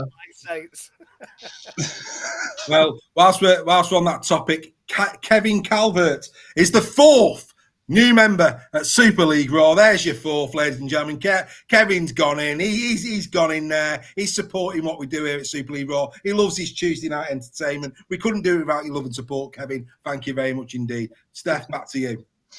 I forgot what I was saying now. Yes. I think definitely at home, Huddersfield are going to want to apologise to the fans and put in a really, even if they don't win it, put in a really, really good. And the thing is for me with Huddersfield is they've got the potential, they've got the players, they can definitely give Saints a game in this one. And I think, again, going back to the conversation earlier on about Luke Robinson, this for me is, if I was Luke Robinson, I'd be saying, listen, I'm going for this job. Let's put a show on for our fans here and really go to show what we can actually do. So I am predicting that Huddersfield. I'm not laughing at you, Steph. No, I am predicting. I'm not reading the comments yet. I'll read it in a second. I'm predicting that we are going to see a bit of a performance from Huddersfield here. Right. I think Saints are doing it tough at the minute, as are a lot of other teams. And I do think that Huddersfield have got the potential, if they want it, to do a job here. People might see a theme with my predictions. They're probably more hope than actual expectation. But I'm going Huddersfield 1-8. Come on, the cowbells! As you can see, Dawn Baker there. She's not having it that Huddersfield are udderless. She's all over it. She's all over it. It's Dawn. She's going for the cowbells. I love Alex Sharp's comment. We'll come to it. Let's get to Joel. Joel, mate, your side. What's your thoughts?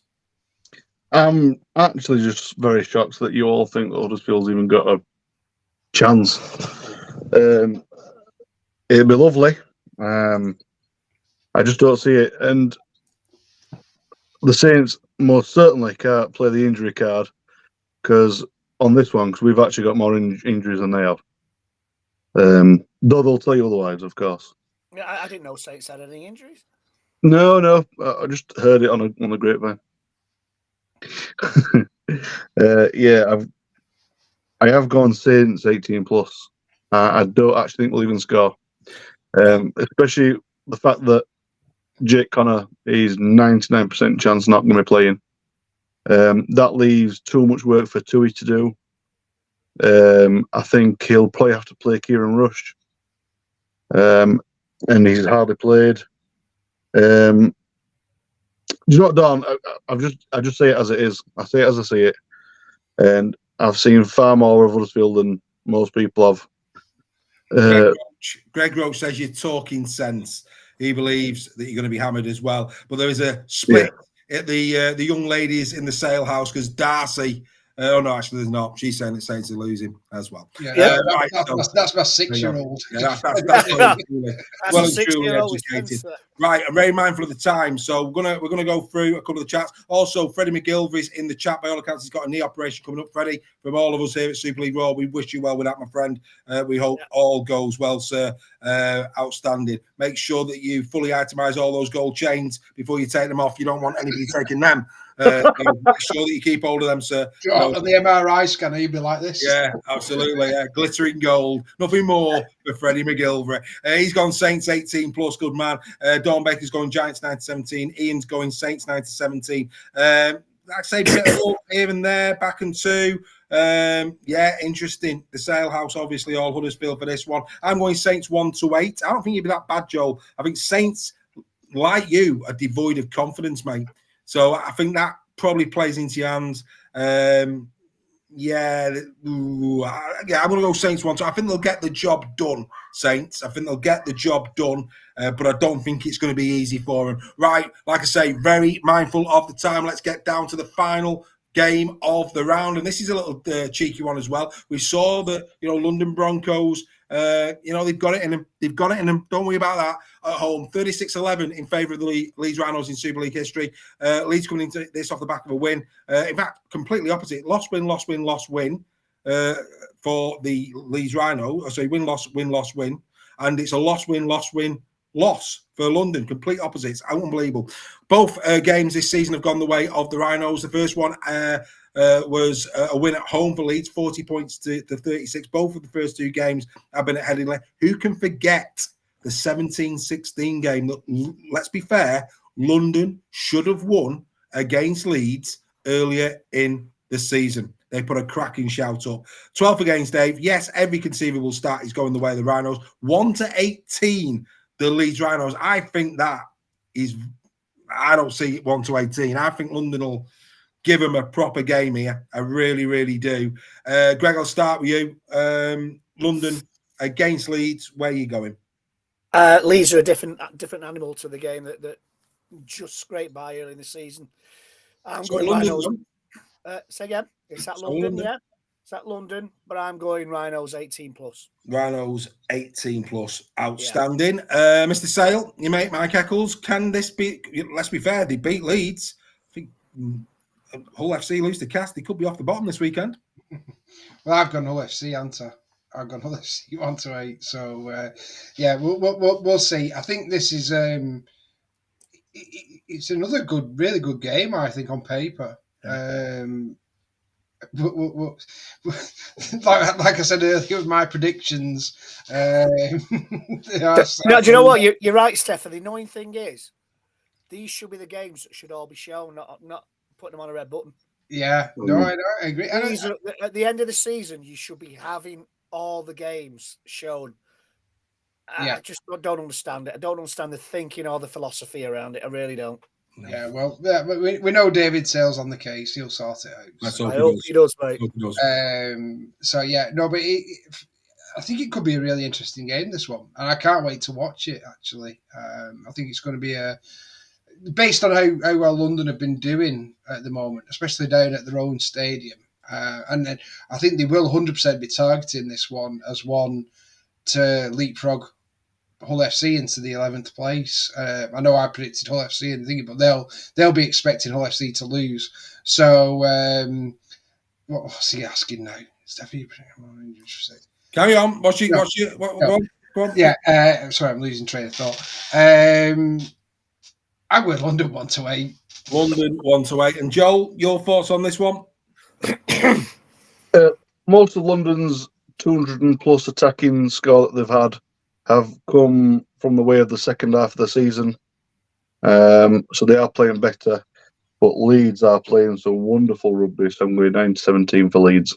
9-17 to Leeds. The fans forum have gone London 1-8. Interesting. Gary Schofield's gone Just Leeds. to wind Alex up that. Yeah, Gary Schofield's gone Leeds 9-17. I'm going Leeds 1-8. I think it'll be tight. Could be another golden pointer. Yeah, I think this could be a tight game. I really, really do.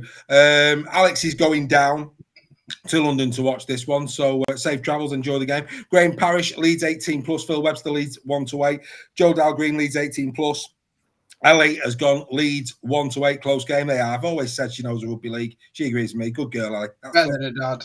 That's what we're talking about. You all have to look at the prediction league, Ellie. He's doing terrible. In fact, next year, Ellie, we'll have Ellie Sale on the prediction league. You'll probably do better, sweetheart. What are you going for, Dave? I'm going to go Leeds 1-8. I think it'll be a tight game. Right, there you go. Ladies and gentlemen, outstanding. 4 new members tonight. Like I say, we need your love. We need your support. The last thing I want to do is put this private YouTube for members only. Don't want to do that. I'm just imploring you, pleading with you, support us. That's all we ask. Support us so that we can bring this to you every Tuesday night. And of course, the members get the benefits that the members get from being members. They're going to have loads of good prizes and comps coming up over the winter months, of course, as well as the opportunity of joining us at the grand final. So loads of good stuff coming up for the members as well. But yeah, consider joining. Scan the QR code. Get into the chat of whatever you're watching, whether that be YouTube or Facebook or the podcast. The link is there, www.patreon.com/Super League Raw. We're coming to the end of the season. We need your love and support because, quite frankly, I want to be back next season, but I want to be back bigger and better. And the only way I can do that is through investment and making this as good a show as possible for your viewing entertainment. So that's what it's all about.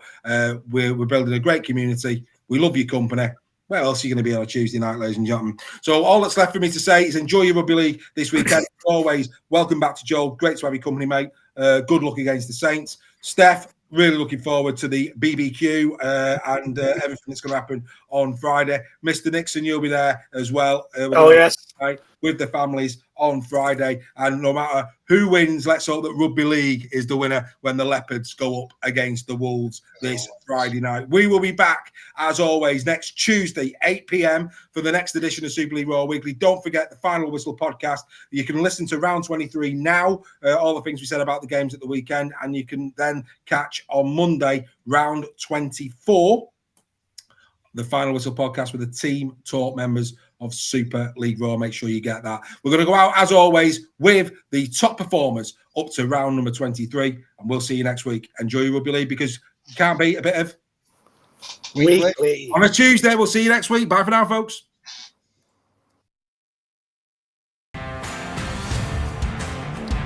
Here are your top performers after 23 rounds of the Betfred Super League. Still leading the try-scoring charts is Leigh and Marshall of the Wigan Warriors with 22.